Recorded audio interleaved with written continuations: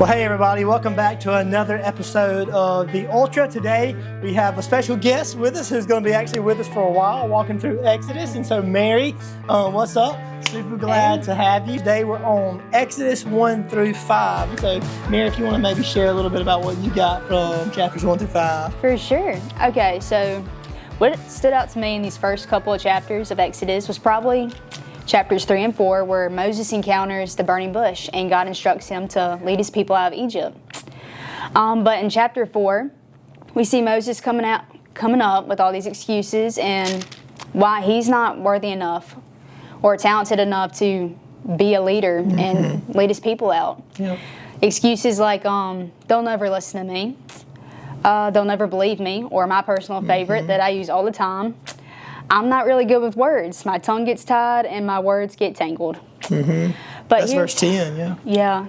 Yeah. But here's my favorite part. Here in chapter 4, starting in verse 11, it says, "Then the Lord asked Moses, 'Who makes a person's mouth? Who decides whether people speak or do not speak, hear or do not hear, see or do not see?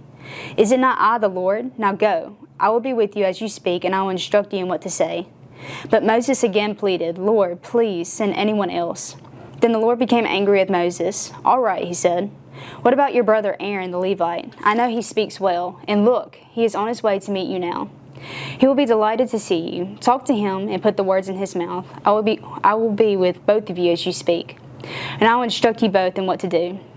Aaron will be your spokesman to the people. He will be your mouthpiece, and you will stand in the place of God for him. Tell him what to say, and take your shepherd's staff with you, and use it to perform the miraculous signs I've shown you.'" And as we see in these verses, you aren't winning the argument with God. It's easier just to do what he's wanting you to do, no matter how many excuses you come up with.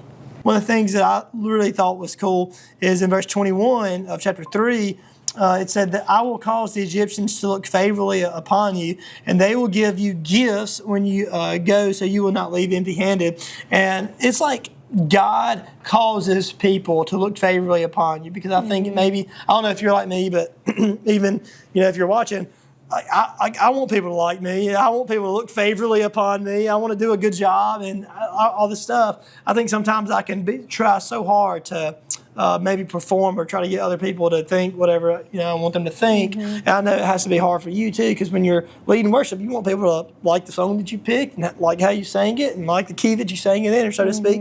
And same thing for giving a sermon. You want somebody to like it, and you want to.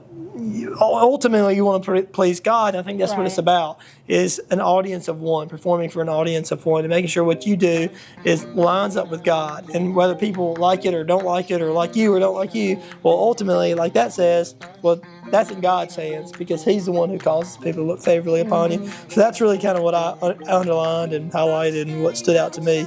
But anyways, Mary, I know this is your first episode on The Ultra, so thank you so much for coming. And you'll be back tomorrow, and so we'll see y'all in another episode tomorrow. We'll be in Exodus chapter 6 through chapter 10, and so until then, peace. Bye.